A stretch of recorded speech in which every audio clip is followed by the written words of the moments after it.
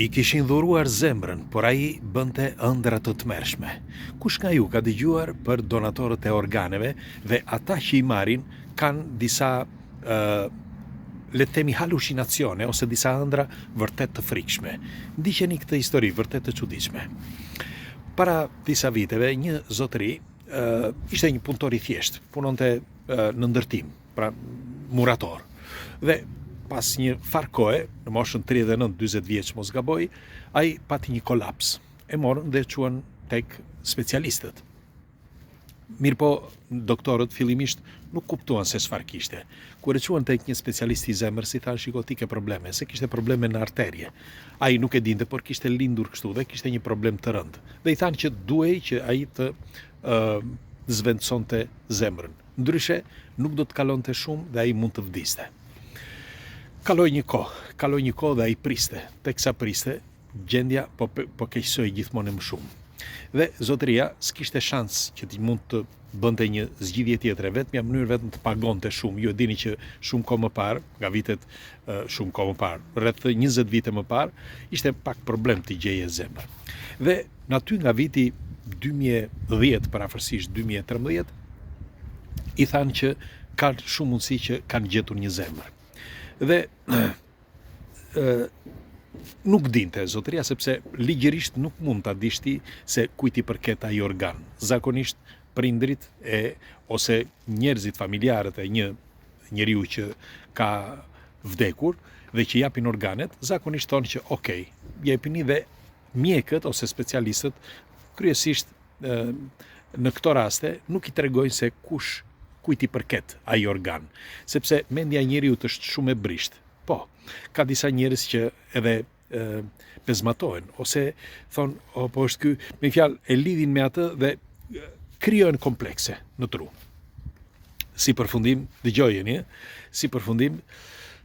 zotëria shkoi, e thërritën, bëri operacionin dhe i vendosën zemrën.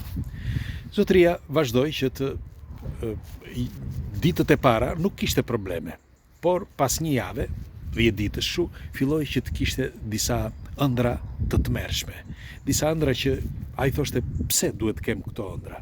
Zakonisht ai thoshte që unë nuk ëndroja gjëra të tilla. Pra ëndroja normalisht, si gjithë të tjerët, ëndra shumë të thjeshta. Kurse nga ai moment filloi që të ëndronte keq. Kush ishte ëndra më e keqe që ai shikte? Zakonisht ai shikte që ishte i mbuluar me dhe brenda një sarkofagu. I mbuluar dhe kërkonte që të dilte nga ky sarkofagu.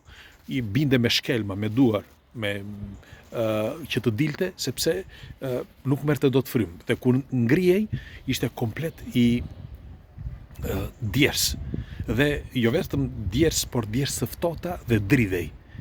Dhe nuk e kuptonte se përse. Shkoi tek specialisti thanë që nuk ka problem, i thanë, mos e vrit mendjen. Por ata nuk i kishin thënë se përse. Dhe ai donte që ta dinte dhe aty e kuptoi që kishte diçka që lidhej pikërisht me atë zemër që ai kishte marrë.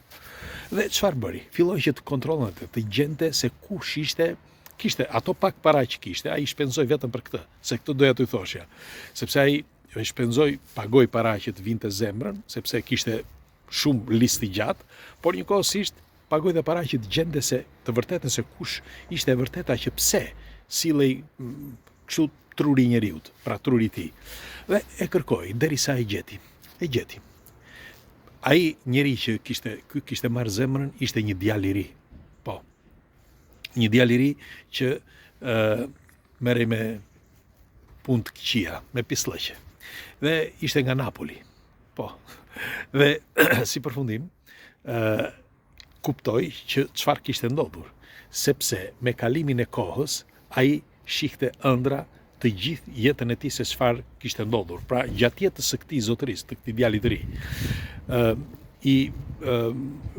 me një fjalë e kishin futur një herë në dhe me një fjalë të gjallë, por ai ishte shumë afër, me një fjalë me tokën, dhe kishte dalë.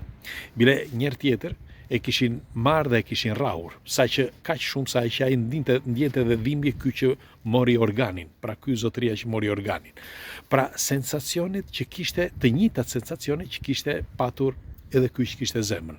Dhe kur shkoi tek një tek specialistët që të pyeste, ata i thanë që ti absolutisht nuk duhej që të njihje këto të vërteta, sepse i thanë që mendja jote mund të ketë komplekse dhe mund të lidhet, si mund të quhet, pra frekuenca të lidhen me trurin. Duhet të dini diçka. Është zbuluar që para disa viteve, do kthehemi prapë në këtë bisedë, është zbuluar para disa viteve, nuk ka 5-6 vjet, që në zemrën e njeriut ka neurite. Mos gaboj, ka rreth 40.000 neurite, që janë tamam si neuronet, por funksionojnë ndryshe. Pra ata sikur të jetë një tru më vete. Ç'do të thotë kjo? Do të thotë që në zemër mendohet që të ketë një tru. Bile këta egjiptianët e lashtë tregojnë, shkruajnë nëpër libra që njeriu ka 2 tru. Një e ka në kafkë dhe tjetrën e ka në zemër. Tani ndokush nga ju do thotë çfarë janë këto. Shiko, mos të buzëqeshi me ato teoritë të lashtëve, sepse unë jam i bindur që ata kishin të drejtë dhe ne kemi gabuar në disa shpikje ose në disa gjetje, sepse ne të gjitha çfarë kemi marrë, pra edhe këto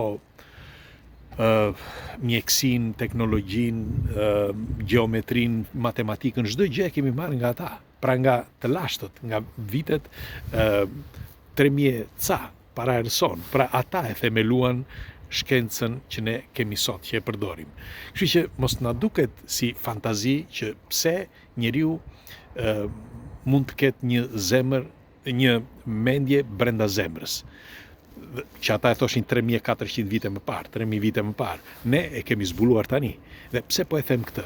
Sepse në qoftë se ky zotëria që kishte marrë zemrën nga ky djalë i ri, nuk do të nuk do të kishte këto halucinacione, atëre zemra do të ishte e tij, nuk do të ishte e djaloshit. Pra nuk mund të kishte këto halucinacione. Pse duhet i kishte?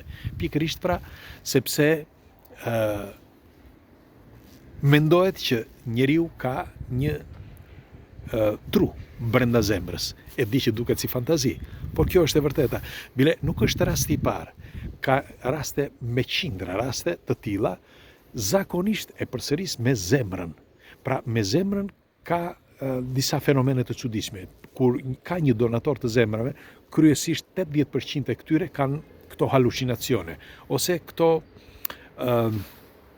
si mund të quhen, këto gliqe që ndodhin me trurin. Sikur zemra të ruaj, përveç se i ruan ato informacione, të ruaj, po përveç se i ruan ato informacione që ka të njeriut që kishte më përpara zemrën, por më vonë, sikur këto neurite ose këto nerva, le t'i quajmë kështu, këto nerva, sikur zgjojnë memorien brenda trurit ku shkojnë. Pra në momentin ku shkojnë tek ai tjetri, duan të rimarrin veten, të zgjohen. Është shumë e çuditshme, por ky është një rast i vërtet dhe nuk ka ndodhur thash vetëm këtu. Unë di që për shembull na ka treguar dhe një miku ynë në faqet tona, na ka treguar që në Shqipëri i kishin njërit i bën kishte një problem, okay? Dhe nuk bën ndërhyrje në Shqipëri, por në Shqipëri kishte një problem. Dhe shkoi dhe mori të drejtën të merrte një organ, pra zemrën, nuk di ku, sepse nuk na i ka thënë ky zotëria, por ishte jashtë Shqipërisë dhe ai shikonte gjithmonë një fragment në ëndrat e tij. Shikonte një fragment që i vendosin pistoletën në kokë. Dhe njeriu që i kishte dhënë zemrën kishte vdekur kështu, sepse e kishin qelluar në kokë. E zbuloi më vonë ai, sepse nuk ja kishin thënë, por kështu na i ka treguar ky shoku. Tani nuk është vetëm kjo që pse na i ka treguar ky dhe mund të jetë e vërtetë. Keni me qindra raste të tjera. Dhe pyetja është, çfarë ka në zemër që mund të na tregoj ato çka i kanë ndodhur atij njeriu që ka patur më përpara këtë zemër, ë? Si thoni, është shumë e çuditshme. Megjithatë, bota është gjithë mister dhe kryesisht njeriu, po thuaj në këto raste, pra në rastet e organeve, ne na duket sikur çdo gjë është normale, por unë mendoj që çdo gjë është e lidhur. Jo vetëm organet, por çdo detaj, çdo njeri, çdo mendje, çdo gjë. Ne jetojmë brenda një gjithësie dhe është vërtet një mister se si lidhen këto gjëra pastaj kur ndodhin faktet. Ndonse ne i klasifikojmë si teori konspirative ose si prralla. Ju çfarë mendimi keni? Pres komentet tuaja. Dhe si gjithmonë kush është rastisht, le di bëj like faqes që të shihemi sërish. Hajde, ditë të mbarë dhe punë të mbarë.